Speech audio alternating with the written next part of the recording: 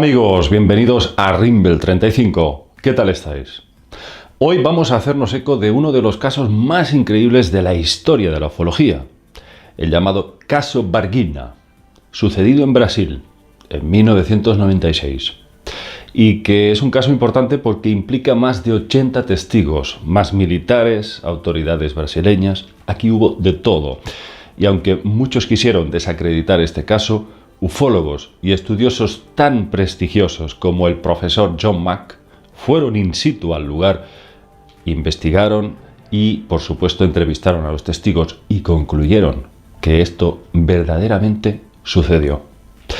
Todo arranca el 13 de enero del 96, cuando las Fuerzas Aéreas norteamericanas alertaron a las Fuerzas Armadas brasileñas de los extraños movimientos de un objeto no identificado que estaba evolucionando a excesiva baja altura, y todo parecía indicar que estaba a punto de colisionar, de estrellarse hacia el sur de Minas Gerais. De modo que los militares brasileños ya estaban alertados, ya estaban al tanto de la inminente colisión de un objeto desconocido. Pero el primero en verlo es un piloto, Carlos de Souza, que observa una nave alargada que desprende humo en su parte posterior. Este objeto parece estar cayendo en dirección a Varginha. De Souza sigue al objeto hasta que ve cómo cae detrás de un monte. Se desplaza en coche hasta llegar a un pastizal. Ahí ve cómo hay miles de restos y fragmentos de una nave diseminados en todas direcciones, y los militares ya están acordonando la zona y recogiendo los restos. Hay un helicóptero, 2 camiones y una ambulancia del ejército. De Souza coge un pedazo, un fragmento del suelo. Dice que el material es ligero. Lo estruja con sus manos y luego vuelve a su forma inicial, exactamente igual que en el caso de Roswell. Muchos de vosotros lo recordaréis. El testigo se sintió molesto por un fuertísimo olor amoníaco en toda la zona. Entonces, lo que dejó perplejo a De Souza es que una parte importante del objeto siniestrado, un fragmento, es levantado por una grúa.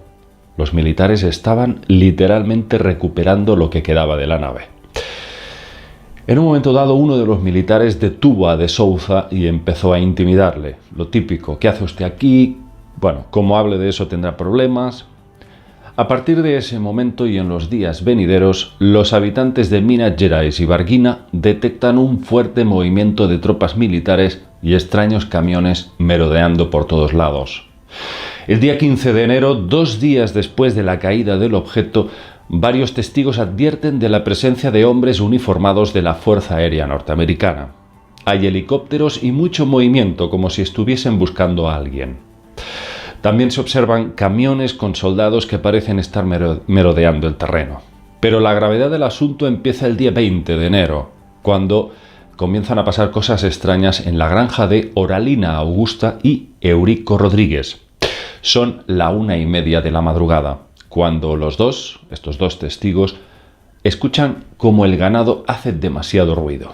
Deciden levantarse y mirar por la ventana a ver qué es lo que pasa. Y en ese momento es cuando observan como a unos 30 metros de distancia sobrevuela un objeto cilíndrico que suelta como una especie de humo blanco. Flota a solo 5 metros del suelo. No emite luces y es de color grisáceo. Finalmente, este objeto desaparece en la lejanía. En las siguientes horas de ese día 20 de enero, los bomberos reciben varias llamadas de gente alertando de la presencia de una extraña criatura de baja estatura. Se amontonan testigos que dicen haber tenido un encuentro con un ser de 1,5 metros de altura, que presenta 3 extrañas protuberancias en el cráneo. A las 8:30 de la mañana se alerta de unos testigos que ven a esa criatura agazapada en el suelo, llorando de forma aguda y temblando. De repente el ser se levantó y corrió hasta perderse detrás de unos matorrales. A esa misma hora, un camión militar sale tras la pista de la criatura. A las 11 de la mañana se notifica que los bomberos salen al encuentro del ser, trayendo consigo redes y jaulas para capturarlo. También hay civiles en la zona y son testigos del encuentro. Los bomberos se topan cara a cara con el ser. Lo describen como un ser bípedo, de ojos rojos, piel marrón, unas prominentes venas en el cuello y 3 extrañas protuberancias en la cabeza, y solamente 3 dedos en cada mano. La criatura se muestra asustada y emite un sonido siseante parecido a las abejas. Por sus movimientos torpes parece estar herida. Y una vez más los testigos sienten un olor parecido al azufre o al amoníaco. La criatura finalmente fue capturada con una red, sin que opusiera resistencia.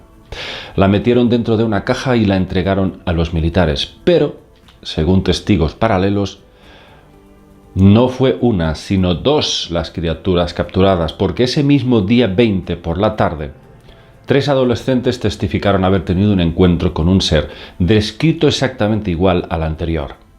Piel marrón y aceitosa, ojos rojos y 1,20 m de estatura. Esta vez las jóvenes lo encontraron agazapado tras un muro, llorando y temblando. Pero estas chicas se asustaron tanto al verlo que acabaron huyendo del lugar. Este segundo ser es finalmente capturado por 2 policías que lo acorralan y lo reducen, sin que apenas se resista. Al meterlo dentro del vehículo policial, el ser gimotea y se convulsiona como si fuese a morirse. Los agentes se ponen muy nerviosos y arrancan a toda velocidad hacia el Hospital Regional de Varginha. Pero sea por miedo, asco o nerviosismo, los facultativos les piden que trasladen a esta criatura a otro hospital mejor equipado. Finalmente lo trasladan al Hospital Humanitas de Varginha. Aquello se convierte en un espectáculo dantesco.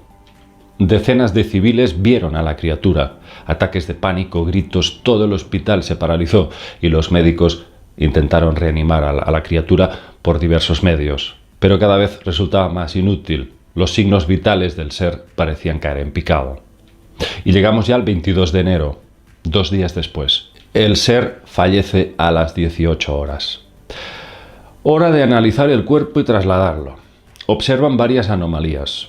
Sus pies son inusualmente grandes para su baja estatura.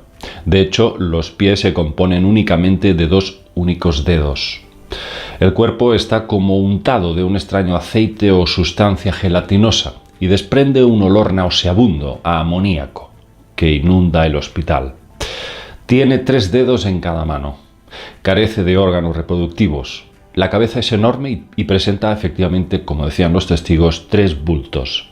Sus ojos son rojizos y no tienen párpados. Y tampoco presenta ombligo. El vientre es plano y arrugado. Lo meten en una caja y la cierran herméticamente con tornillos. Hacia las 4 de la madrugada del 23 de enero, los 2 camiones con ambas criaturas salen a la vez y se dirigen hacia la Universidad de Campinas, donde cuentan con laboratorios y tecnología espacial para el análisis.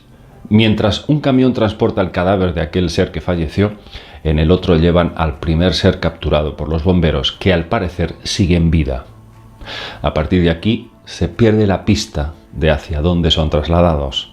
Pero llegamos al día 21 de febrero, que es cuando un camionero testifica haberse topado con una criatura de similares características cruzando la carretera. Es decir, estaríamos ante una tercera criatura aún suelta por las inmediaciones de Minas Gerais. El caso se complica mucho más cuando varios ufólogos hablan de un segundo ovni, una segunda colisión que se habría producido el mismo día, pero en otra región cercana. También se pudo documentar que uno de los policías que agarró al segundo ser acabó falleciendo, víctima de una extraña infección después de que tocara la piel de la criatura con las manos desnudas, sin protección. Parece que adquirió algún tipo de bacteria o virus desconocido y falleció. También algunos animales de un zoológico cercano, de donde merodeaba uno de estos seres, varios animales murieron víctimas de extrañas hemorragias. Los testigos declararon haber sido amenazados por las autoridades para que no hablaran, y todo se cerró ahí. Pero por supuesto quedan muchas preguntas en el aire. ¿Qué fue de la primera criatura capturada? ¿Seguía viva? ¿A dónde la trasladaron? ¿Y qué hicieron con el cadáver de la segunda criatura? Todo esto a mí me sugiere que, en vista de que han participado ufólogos tan importantes de la talla de John Mack, profesor de la Universidad de Harvard, que estudió muchísimos casos de encuentros y de abducciones y, por supuesto, pudo entrevistar a toda esta cantidad de testigos, hizo un seguimiento muy exhaustivo de este caso y llegó a la conclusión de que todo esto sucedió realmente en ese lejano ya 1996. Lógicamente quedan muchísimas preguntas en el aire. ¿Cómo es que se estrelló esa nave? ¿Cómo es que duró tantas horas el seguimiento por radar de incluso las fuerzas aéreas norteamericanas, que alertaron a las Fuerzas Armadas del Brasil? Y lógicamente se veía venir que iba a caer de un momento a otro esa nave. ¿Por qué? ¿Por qué suceden estas cosas? ¿Cómo es posible que unas tecnologías tan avanzadas se estrellen estas naves? ¿Y cómo es posible que a día de hoy siga clasificada toda esta información de los cuerpos y las tecnologías? Todo esto es realmente fascinante, y si queréis haremos una segunda parte de este caso Varginha, porque hay bastantes más detalles que hoy nos hemos dejado. Por supuesto, es un caso muy complicado. Espero que os haya gustado esta exposición de hoy, amigos, y nos vemos en próximos vídeos. Un abrazo para todos. Chao.